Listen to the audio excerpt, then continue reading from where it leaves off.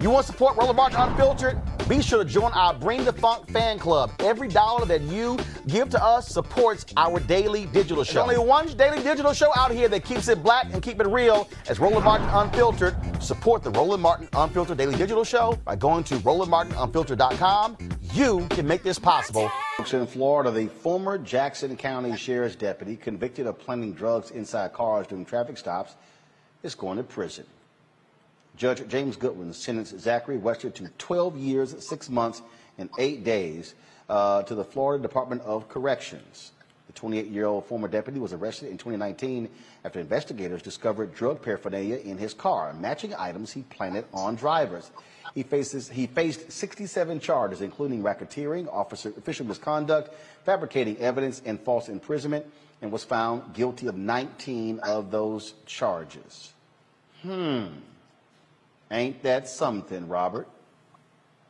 You know, it's about time, and I think people have to understand how pervasive this is in law enforcement. Me and Harry Daniels, who was on the last case, me and him worked on a case out in Carroll County, Georgia, where they mistook I believe it was a broken tooth, and they claimed it was crack cocaine. So things like that happen in law enforcement all the time. So we have to stop rushing to judgment often on cases. We have to provide an independent method by which individuals can challenge the discovery process which takes place in their case, and also challenge police procedures. Look at chain of custody. Look at what exactly happens between the time someone is arrested and when that evidence is presented at trial. And often, particularly when individuals cannot afford private counsel, those inquiries are not made. So I'm glad this happened in this case, but I think it gives us more reason to look into policing nationwide and understanding when we talk about police reform, we're not just talking about not getting shot or beat by the police. We're talking about reforming the way that policing is done in this country,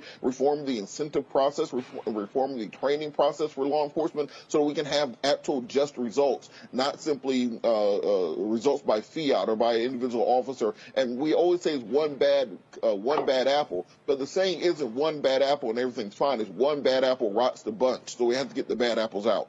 It's one of the reasons. Yeah, but wait a minute now. Wait a minute. Hold on. Who are we hiring for these jobs? You're right, Robert, but who are we hiring? We hired somebody, or the police department there hired somebody, Roland, who actually engaged in systematic corruption and was so committed to the proposition that he carried the planted drugs and paraphernalia in his police car in anticipation of planting these items in regard to cars that were stopped. Here again, who are we hiring? There's got to be a reform of the hiring process. But more importantly, he might be one of the dumbest criminals because he kept the things that he was going to plant in his police car versus in a separate car or in his home. So every day that he went to work, he kept them in his car because he was committed to planting those drugs and that paraphernalia on public citizens who may have run a red light or may be illegally parked. That's unbelievable.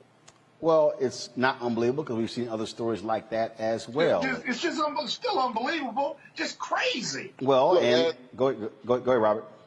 Well, I was going to say, just like Dave Chappelle said 20 years ago, just sprinkle some crack on them. And that's just what they do. Right. Just have it in the car, just wait, just in case, sprinkle some crack on them. But here's the thing. The three of us believe this occurred, right?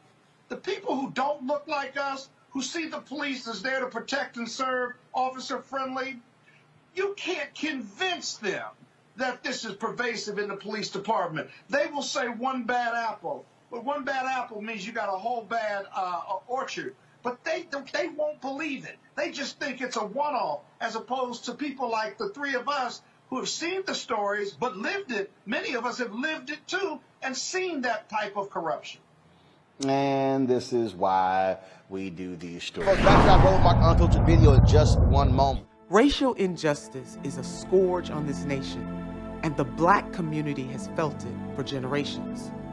We have an obligation to do something about it.